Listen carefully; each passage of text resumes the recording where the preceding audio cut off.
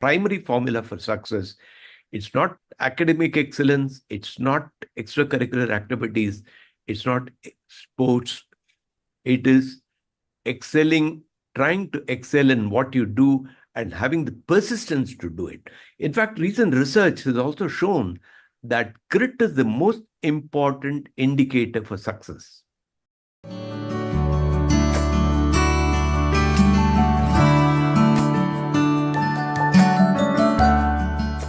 Welcome, viewers, to my next podcast interview, rather episode 3, to celebrate the 40th year of Alumni Association of Kendriya Vidyalaya IIT Chennai. In this connection, Shri TV is honored to do a series of interviews, rather podcast interviews, with its alumni of Kendriya Vidyalaya IIT Chennai. In part 1, I had the privilege of interviewing Mr. T V Ananthanarayan, who passed out in the year 1967.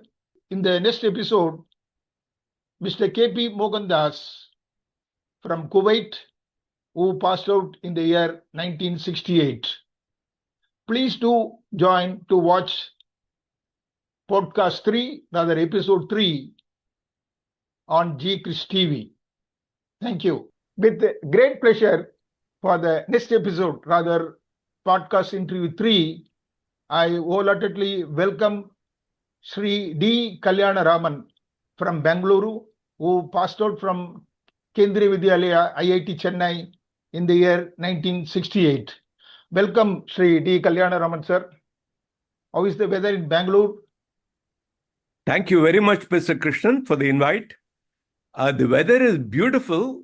We've got special Bangalore weather at this point of time, which means it's beautiful weather, wonderful weather. Okay. That's what it is. I just went through bio. I'm just making a brief mention before I start my first question. Yeah. Shri D. Kalyanaraman, a multifaceted personality, is also an alumnus from IIT Madras, then IIM Calcutta, who became an engineer, rose to become a president of a Marist engineering company. Later on, he is taking many roles: an author, editor, translator, mentor, and the list goes on. We will hear more from him during the course of the interview.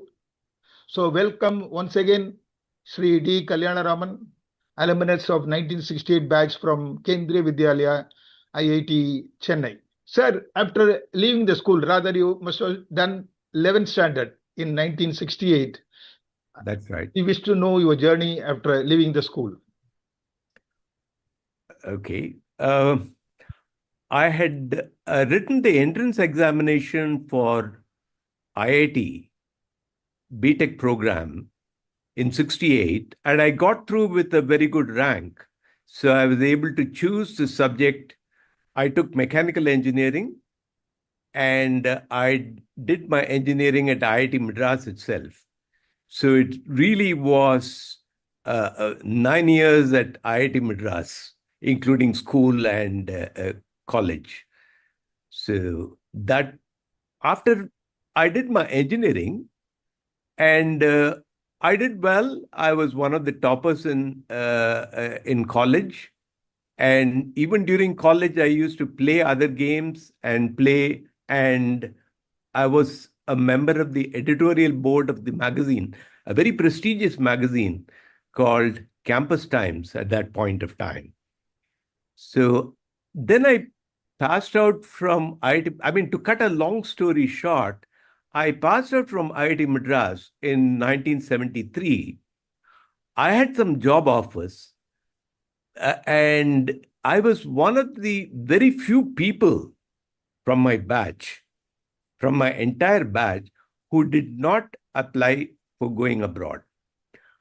I didn't make a single application, because at that point of time, I wanted to make sure that I'm able to contribute in this country. So that is the reason why I stayed back. And after I finished my, even though I was one of the toppers in class, so I would definitely have got admission in one of the colleges abroad, but I didn't choose to. I joined IIM Calcutta because at that point of time, I was certain that some point in time, I'm going to start an entrepreneurial journey. So even at that point of time, so I thought an MBA qualification or what is called PGDM at that point of time would be ideal for this. So that's why I went and joined IIM Calcutta. At IIM Calcutta, I took a mix of courses. I did fairly well, and I was in the honor board. Like, of course, I'm on the honor board in the school also. And at the end of my class, again, I had an offer. I had a Ford Foundation scholarship, which meant even my journey to US was covered and a seat at Sloan School of Management. I said, no, let me try and contribute in this country. So I went and I had an offer from Godrej Soaps. So I went and joined Godrej. I was working for some time as I was in charge of commissioning erection of a solvent extraction plant. I joined there. And after about 2, 3 years, by then, I already decided what I wanted to do, what I wanted to start. So I wanted to come to Bangalore. So in that quest for starting a factory in Bangalore, I came to Bangalore in 1978. So I graduated in 75, worked for some time with Godrej Soaps. Then I joined L&T Bangalore, telling them clearly that I'm going to quit and start on my own. In fact, the deputy general manager at that point of time said, "Oh, we are happy to take you, but you have another formal interview at Powai, Bombay. Don't go and tell them that. just let it be with me. I'll make sure that you're contributing here." So I came to Bangalore, and in 78, I started a factory making transmission line accessories. Again, it is a product called spacer dampers, which is damping out vibrations in transmission lines, particularly extra high voltage transmission lines, which had, like 2 conductors per phase and so on. So this particular product, I was getting a collaboration agreement from Brush Power Equipment.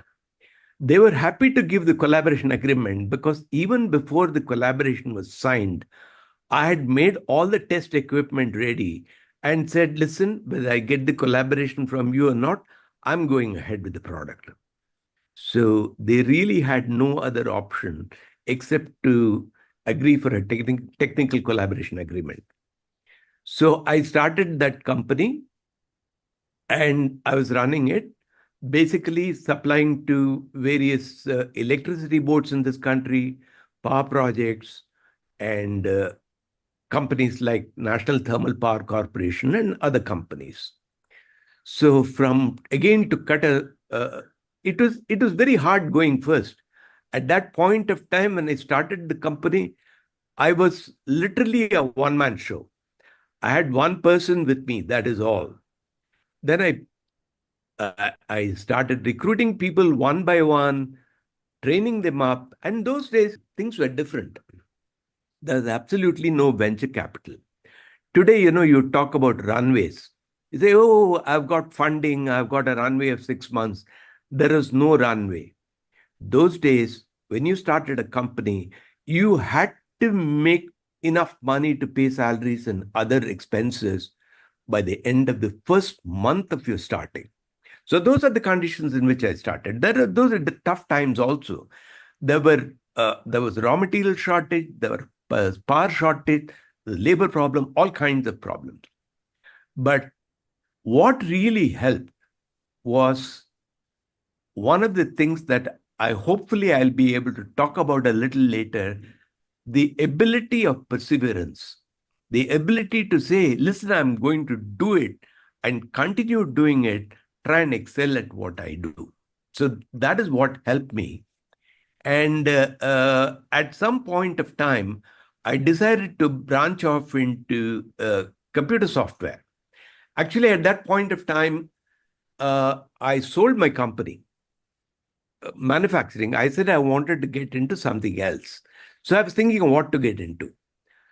Now, some of the options I had at that point of time, I thought, oh, let me get into either software or perhaps some biochemical engineering. The fact of the matter was at that point of time, I didn't know anything about either of those industries. But I had the complete confidence that I will be able to learn.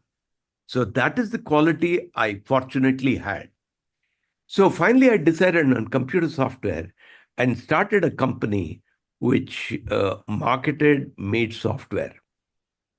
So that company was called JL Computer Services. Later on became JL Computer Services, JL Informatics Limited, public limited company. And we were the people who were able to popularize. Some of you might have heard of a product called Tally. So we were able to make that product into being. We, both from a marketing aspect and from a testing and development aspect, we were able to create that product and get that along. Then at some point of time, in 2006, again, fast forwarding a little bit, in 2006, I said, okay, I've had this entrepreneurship journey. I've done enough. Meanwhile, I had started different companies. I had started companies in education, in manufacturing, in channel development, and so on. At least a dozen companies I had started. So at that point of time, I said, okay, I've done enough in entrepreneurship. I was always interested in writing. And I had written a couple of plays. I had written a couple of books. I had written a couple of plays. And I had written some short stories and so on, which were published. And I was also the editorial board of my campus magazine at IIT. So at this point of time, I think I was 65 then. So I said, let me write a book. So I started writing, not one book, but two books. So when I finished the book, and I just sent it off without knowing to Rupa, who decided to publish it immediately. And that book won me the award for the best debut writer of the year. My first book, obviously, that's the debut book. And the other book that I wrote, so this book was called Songs of the Kaveri, and it is a historical novel for which I had to do a lot of research. The other book was called Sorcerer of Mandala, which was fantasy, which was an adventure, comic adventure fantasy, completely different kinds of books. And it was published in the US by Yali Publishers. So that is the beginning. And then I wrote a lot of short stories, several plays, several other publications in newspapers. And I did translations. For instance, I did a translation of one of the works from my great-grandfather. The name of the work was Ganapatya Sudhalahari. There's about 200 verses about Ganesha as the Advaitic entity. I translated it into both English and Tamil.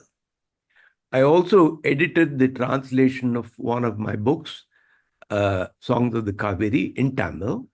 So I was able to do that primarily because I was able to say, hey, whatever field I am, whether I'm good at it or not, at this point of time, I'm going to excel in it. I'm going to do my best. So that is what I was able to do. And after I gained a lot of experience, so I started mentoring other authors. I've taken at least 10 other authors to publication finally, and had great success in mentoring authors. I mentor a group of authors, a group of about 60, 70 people. out of which 25 were very active and have published a book together, which I helped them do through that. So it's been, I would say, a satisfying journey so far. And it continues. My writing continues. My mentoring continues. Once in a while, I said, let me prove my abilities in other fields, not just in technology and business. So that's why I started writing. And I enjoy writing in both in English and in Tamil. So that's what I did. So that's my journey so far. Sir, actually, if I can briefly sum it up, please correct me if I'm wrong. I think you have shown you are a true patriot. You stayed in India. Then nowadays, we talk about Make in India scheme, which already initiated way back in the 70s, I think. So that should be highly appreciated. Then your journey as a writer. Actually, you sold your successful business and moved on to writing. And also you not only you write, but also you guide others. So in this contest, briefly mention how the students should try and cultivate while at school. Oh, that is the wonderful question, which is what I was leading to. I think people, if you ask people, they'll tell you, okay, you must have academic excellence. Somebody else might say, no, you must be good in sports. Another person would say, oh, you must be good in all kinds of extracurricular activities. But the fact is this. The fact that I've seen in my own life, and I've seen it born in other people's life, that people who are successful are people with grit. Grit, grit, which means a perseverance, to be able to stick on, to be able to pursue a goal, even though things are going badly, to be able to continue doing that. That is the only quality. It doesn't matter whether, in fact, my friend K.P. Mohandas was talking about his journey last time. And he was talking about, he said he was an average Joe. He was anything but an average Joe. He was a brilliant orator, brilliant in many ways. But the point is, we feel, oh, hey, academic excellence is the only way to go. No.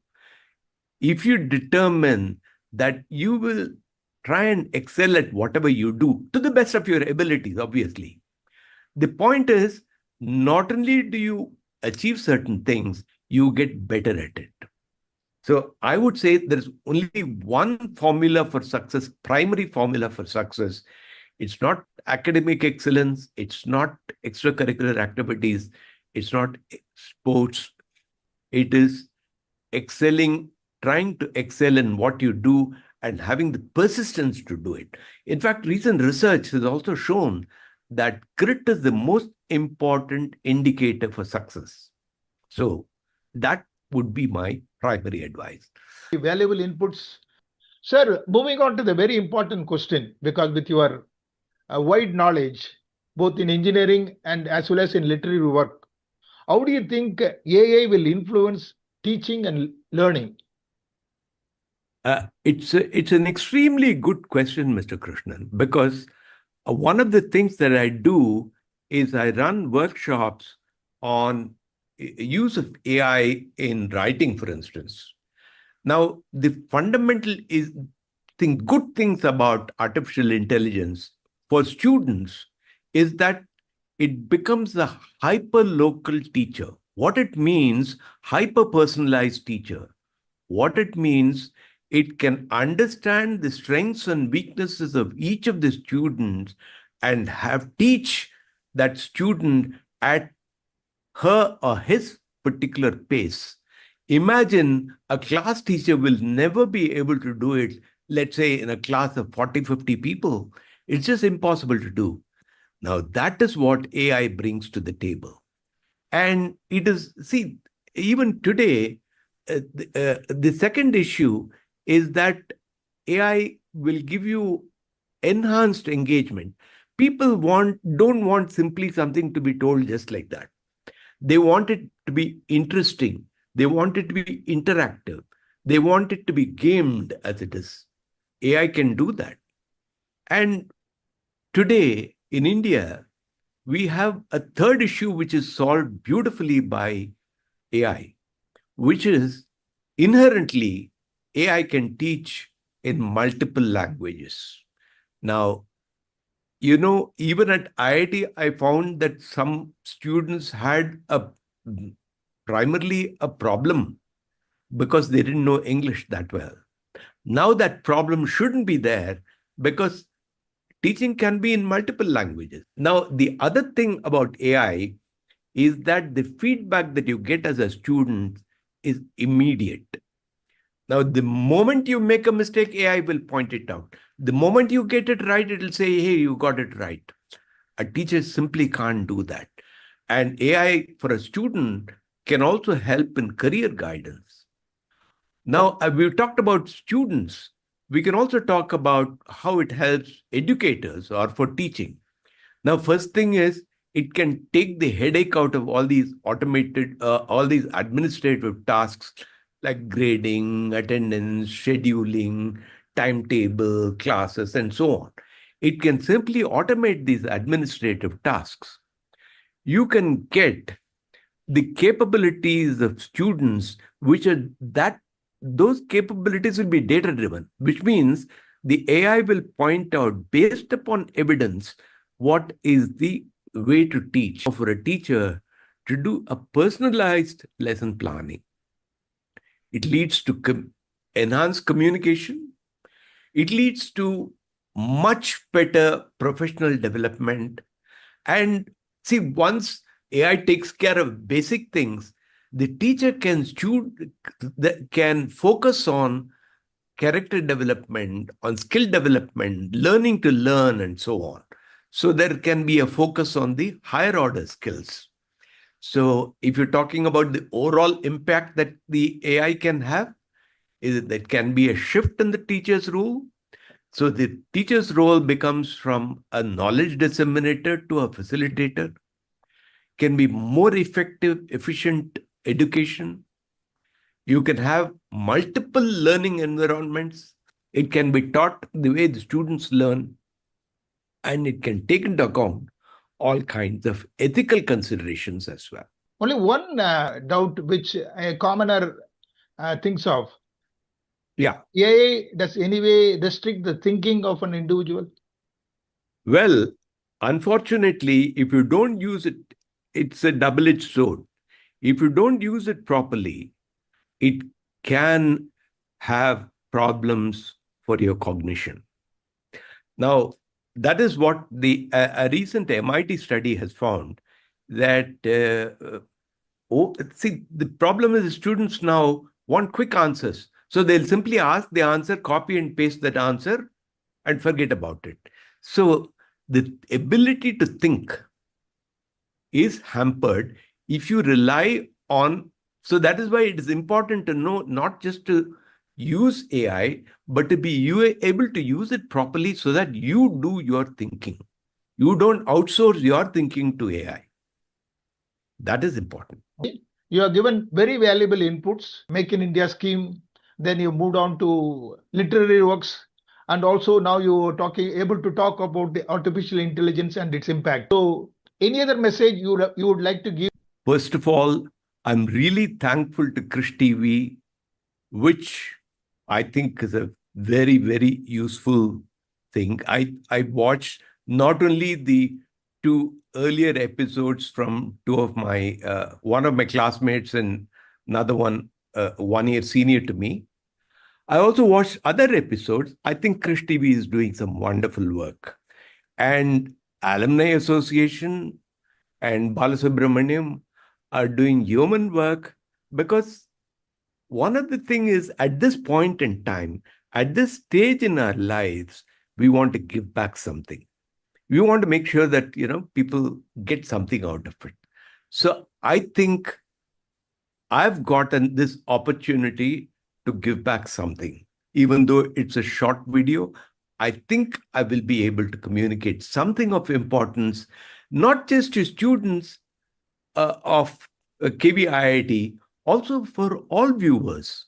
I think it's important that you develop this habit of excellence, habit of grit, and that is my main message. Okay. Sir, I should first thank the executive committee members of the Alumni Association of Kendriya Vidyalaya for giving an opportunity to G. Chris TV. So, more to its president, Mr. K. Balasubramaniam. Last 3 episodes, part 1, part 2, and now part 3, it has got a rich content and it will be useful not only the students of Kendriya Vidyalaya, but student community at large.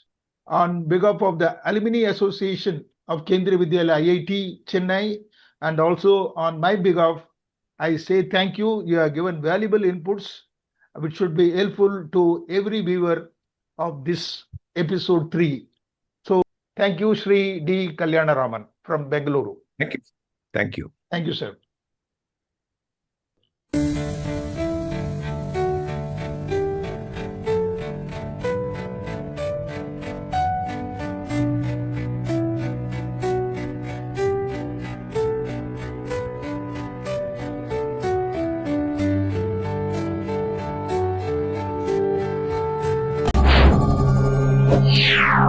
Yeah.